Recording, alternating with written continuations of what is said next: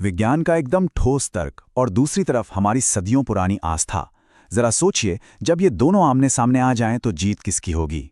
आज के इस विस्तृत विश्लेषण में आपका बहुत बहुत स्वागत है। आज हम धर्मवीर भारती जी के बेहद मशहूर संस्मरण काले मेघा पानी दे की गहराई में उतरने वाले हैं। हम जानेंगे कि कैसे बचपन की एक छोटी सी घटना दशकों बाद पूरे देश की चेतना पर एक बहुत बड़ा और तीखा सवाल खड़ा कर देती है। तो चलिए बिना किसी देरी के शुरू करते हैं। तो आज की इस चर्चा में हम क्या क्या कवर करने वाले हैं। सबसे पहले हम बात करेंगे लेखक धर्मवीर भारती जी के बारे में। फिर हम चलेंगे उस भयंकर सूखे और इंदर सेना के दौर में। इसके बाद हम देखेंगे लेखक का तर्कशील दृष्टिकोण और उसके एकदम उलट जीजी का त्याग का दर्शन। फिर बात होगी पानी का बीज बोने के दिलचस्प कॉन्सेप्ट की, और आखिर में हम इस पूरी कहानी को आज के परिदृश्य से जोड़ेंगे, देश की फूटी गगरी के जरिए।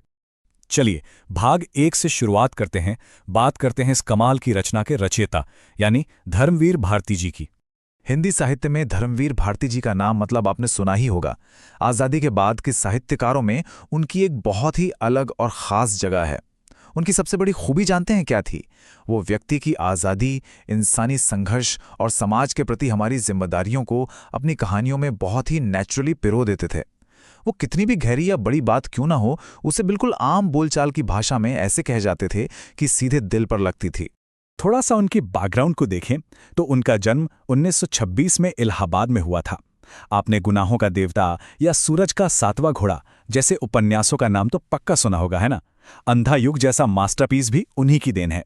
इसके अलावा उन्होंने धर्म युग नाम की एक बहुत ही फेमस मैगजीन का संपादन भी किया था।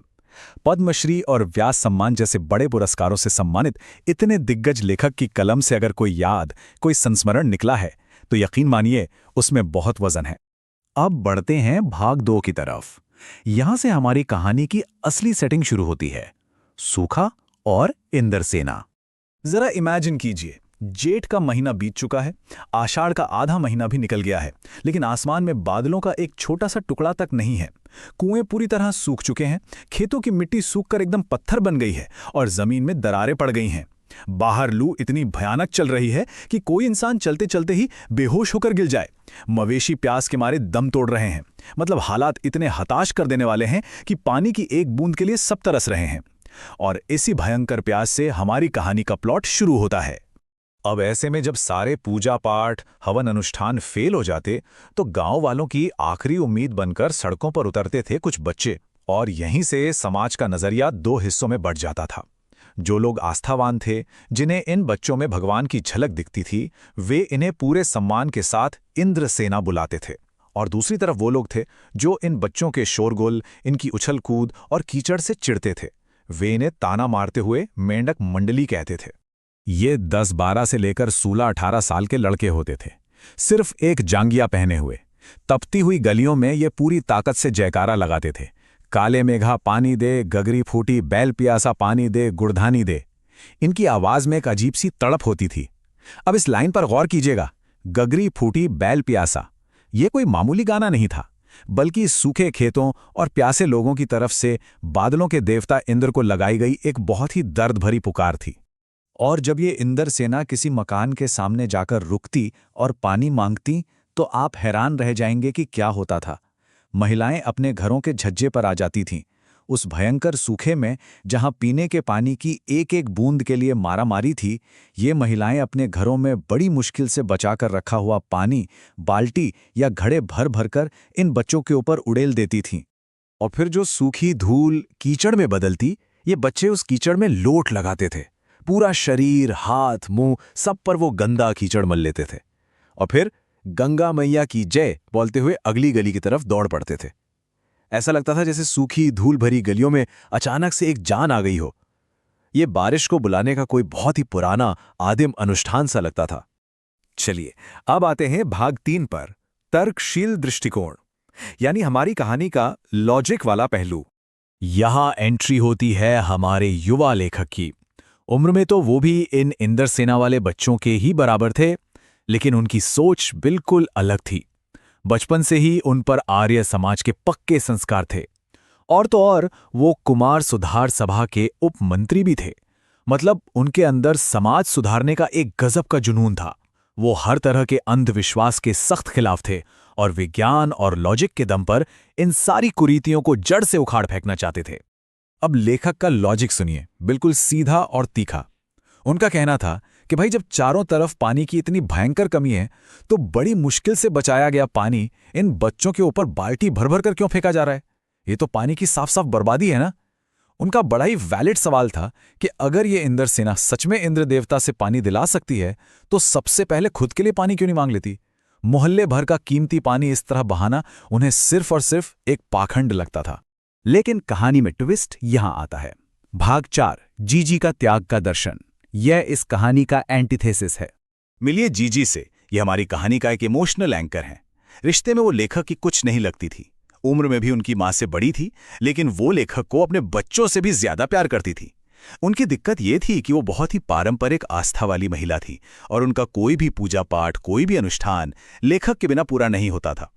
अब लेखक के लिए मुसीबत ये थी कि वो उन रिवाजों का सख्त विरोध करते थे, लेकिन जीजी से इतना प्यार करते थे कि उन्हें मना करना मुश्किल हो जाता था। हालांकि पानी की बर्बादी देखकर एक दिन लेखक ने इंद्र सेना पर पानी फेंकने से साफ मना कर दिया और जीजी से रूठ गए। अब रूठे हुए लेखक को मनाते हुए जीजी ने जो बात कही ना, सच कहूं तो वही इस पूरे संस्मरण की असली आत्मा है। जीजी ने कहा, बिना त्याग के दान नहीं होता। इसे थोड़ा समझिए। जीजी के हिसाब से अगर आपके पास लाखों रुपए हैं और उसमें से आपने थोड़े से पैसे दे दिए तो वो कोई त्याग नहीं है। असली त्याग तो वो है कि जो चीज़ आपके पास खुद कम हो, जिसकी आपको भी सख्त ज़रूरत हो, फिर भी आप अपनी ज़रूरत को पीछे रखकर दूसरों के भले के लिए उसे दान कर दें। असल में फल उसी दान का मिलता है। भाग 5, पानी का बीज बोना। अब देखते हैं कि जीजी ने इस पानी की बर्बादी को कैसे एक कमाल के मेटाफर में बदल दिया। लेखक के हर लॉजिकल सवाल का जीजी के पास एक जवाब था। जीजी ने कहा कि देखो, ये पानी फेंकना कोई बर्बादी नहीं है, ये तो बादलों के देवता को पानी का अर्घ्य चढ़ाना है। अर्घ्य का मतलब होता है किसी देवता को पूरे सम्मान के साथ दी जाने वाली भेंट। उनका मानना था कि इंसान जो भी चीज पाना चाहता है उसे पहले देवता को चढ़ाना पड़ता है। इसलिए ये जो पानी इंद्र सेना को दिया जा रहा है वो असल में प्रकृति को खुश करने के लिए दिया गया एक सम्मान है। और इसके बाद जीजी ने जो खेती का उदाहरण दिया वो तो एकदम लाजवाब था। उन्होंने समझाया कि जैसे एक किसान क्या करता है, 30-40 मन गेहूं उगाने के लिए वो पहले अपने पास से ही 5-6 सेर सबसे अच्छा गेहूं जमीन में बो देता है ना? ठीक वैसे ही सूखे के समय में इंद्र सेना पर पानी फेंकना दरअसल पानी की बुआई करना है। जब ये पानी गली की मिट्टी में बोया जाएगा तभी तो आसमान से बादलों की भारी फसल आएगी। बिना बीज बोए आप फसल काटने की उम्मीद कैसे कर सकते हैं? अब हम इस चर्चा के आखिरी और सबसे महत्वपूर्ण भाग पर आते हैं। भाग 6, देश की फूटी गगरी। अब इस बात को हुए 50 साल बीत चुके हैं। बचपन में हुई वो घटना और जीजी के साथ हुई वो बहस आज भी लेखक के दिमाग में एकदम ताज़ा है। लेकिन अब इतने सालों बाद ये सिर्फ एक गांव की पुरानी याद नहीं रह गई है। ये आज के हमारे आधुनिक समाज और पूरे देश के हालात पर एक बहुत ही करार कमेंट बन गई है। लेखक ये सोचने पर मजबूर हो गए हैं कि जीजी ने जिस त्याग और निस्वार्थ भाव की बात की थी वो आज के हमारे दौर में आखिर कहाँ गायब हो गया है। लेखक का ये रियलाइजेशन आज के समाज की बहुत ही कड़वी सच्चाई है। आज हम खुद से पूछें कि हम देश के लिए क्या कर रहे हैं। हमारी मांगें तो बहुत बड़ी बड़ी हैं, हमें देश से सब कुछ चाहिए, लेकिन बदले में हम क्या त्याग कर रहे हैं? कुछ भी नहीं। अपना पर्सनल फायदा ही आज हमारा इकलौता लक्ष्य बन गया है। हम दूसरों के भ्रष्टाचार की चर्चा तो चाय की दुकानों पर बड़े मजे लेकर करते हैं, लेकिन कभी अपने गिरेबान में झांक कर नहीं देखते कि कहीं हम भी तो उसी सिस्टम का हिस्सा नहीं है। हम बिना बीज बोए ही पूरी की पूरी फसल काटना चाहते हैं। और इसी कड़वी सच्चाई के साथ हमारा ये संस्मरण एक बहुत ही गहरे, चुभने वाले सवाल पर आकर खत्म होता है। आखिर कब बदलेगी ये स्थिति? आज भी काले मेघा दल बल के साथ उमड़ते हैं, झमाझम बारिश भी होती है, बड़ी बड़ी योजनाएं भी बनती हैं, लेकिन देश की गगरी आज भी फूटी की फूटी रह जाती है और गरीब रूपी बैल आज भी प्यासे के प्यासे रह जाते हैं। क्या हमारा समाज कभी अपने स्वार्थ से ऊपर उठकर उस असली त्याग के मूल्य को समझ पाएगा? ये एक ऐसा सवाल है जो इस चर्चा के खत्म होने के बाद भी आपके और हमारे दिमाग में गूंजता रहेगा। आज के इस विस्तृत विश्लेषण में हमारे साथ जुड़ने के लिए आपका बहुत बहुत धन्यवाद।